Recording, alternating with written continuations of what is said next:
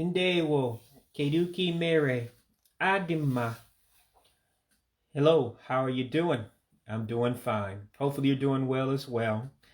Going to start a new series today. Going to be shorter than the last videos I've been doing on the Igbo language of Nigeria, my ancestral tongue. Just going through some words that are actually simpler than what we studied in the past, being shapes. So I appreciate everyone that's been supportive of me on this journey of learning my ancestral tongue.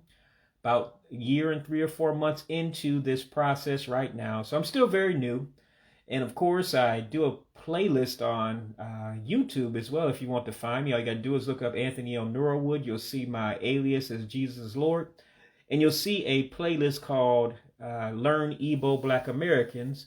And you'll see some of the previous videos I've had, including some from other people that are actually native speakers that will teach you the alphabet and, things of that nature that are really, really simple and, basically the foundations of everything so that you can learn the Igbo language, which again is predominantly the tongue of most African Americans. As many of you that know me know, I'm hugely into genealogy and making up family trees and those type of things, DNA studies and African history, so forth and so on. I've been into this since I was a child, and I'm 45 years old, and really intensely in the last, I say, 10 to 15 years of my life. And what you find out from the studies is that most African Americans, I think it's around 60% of us, have at least one Igbo ancestor. So that's one reason why I say that Igbo is predominantly the original tongue of most African Americans. Of course, there's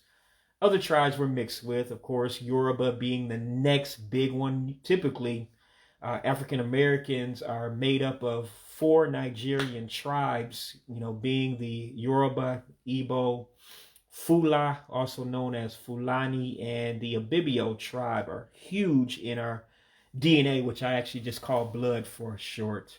But I won't take us through a history lesson, not here for all that. Just going to go through a few words as normal, just about 10 words, and we'll go from there. So again, we're going to be talking about Oh-Dee, which is shapes. Again, it's Oh-Dee for shapes. Again, I just put my picture up so you can see me because I'm not actually on the camera. Again, that's one of my pictures from 2019 after returning from Uyo, Akwa Ibom State, Nigeria. Again, which is a wonderful trip and a homage I try to do every year. Just the only thing that prevented me this year, actually 2020, was the pandemic. And again, Happy New Year as well for everybody here as we are in the beginning days of 2021. All right, so shapes would be, as I mentioned earlier, Oh-Dee, just 2 syllables, Oh-Dee for shapes. Now, remember the pronunciations in Igbo for the letters are going to be different than English in some cases. For instance, the U with the dot underneath, again, that's the U. We call that a diacritic, and it gives you an O sound. And the I with the dot underneath, again, changes the pronunciation. It's a diacritic again, and it gives you a high-pitched I or E sound, depending on how you want to describe it. So it would be Oh-Dee for shapes. Oh-Dee, shapes. All right, angle. There's 2 words for angle. The first one would be Nah-Kue-Kue for angle. Nah-Kue-Kue. So 3 syllables. So again, it's Nah-Kue-Kue is angle. Or you can do more of the I would say modification of the English type word. That's also done in Igbo, kind of like English. If you really look up that background of English words, many of them come from Greek, come from Latin, and many different cultures that have come to the United States we have integrated a lot of their words and maybe modified them a little bit, but really they have lineage that comes from other cultures. So Igbo does the same thing. And so angle can also be known as angụlu for angle. So angụlu can also be angle, but I think more the native way of saying it would be Nah-Kue-Kue for angle. Again, Nah-Kue-Kue angle. Okay, a circle. I actually like the way that circle sounds in Igbo. It's Oh-Kee-Ree-Kee-Ree.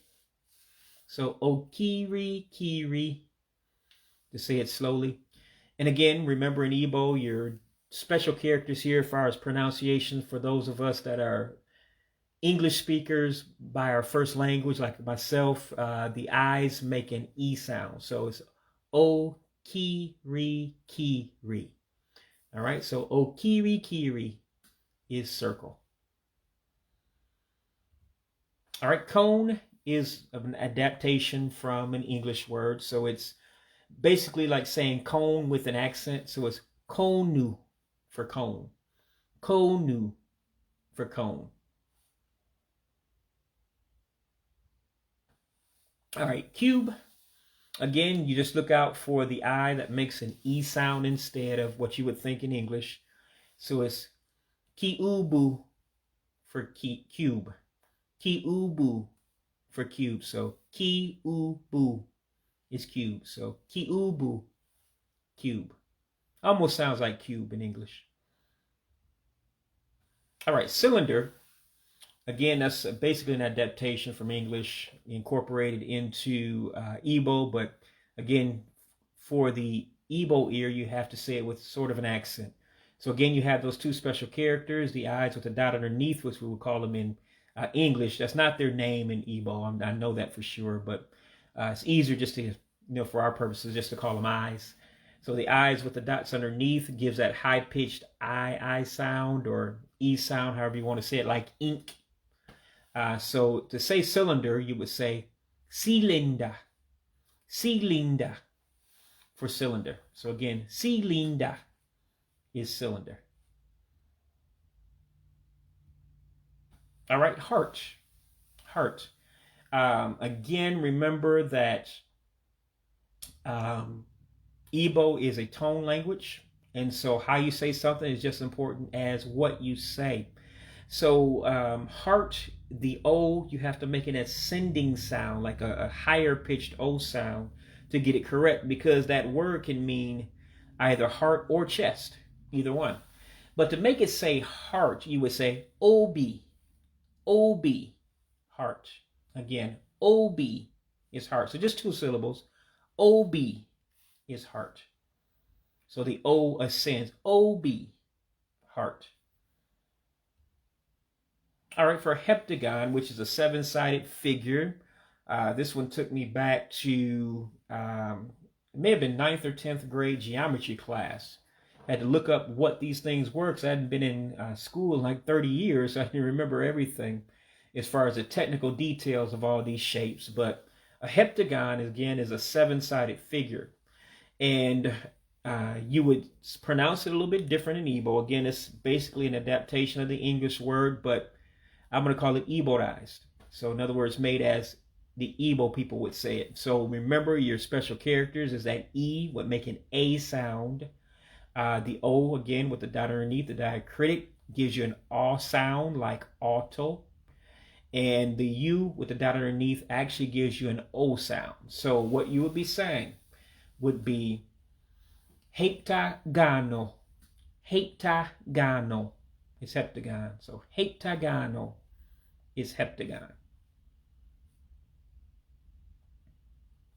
Okay, last one, and this will be our 10th word for today. Hexagon is a six-sided figure. So again, you're just looking out for the special characters. In other words, the special pronunciations that are unlike English.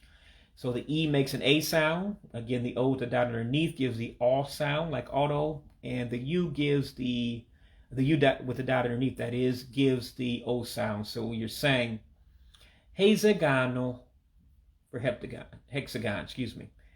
Haze-Ah-Gau-Noe, hexagon. So again, thanks for joining here. That's our 10 for today.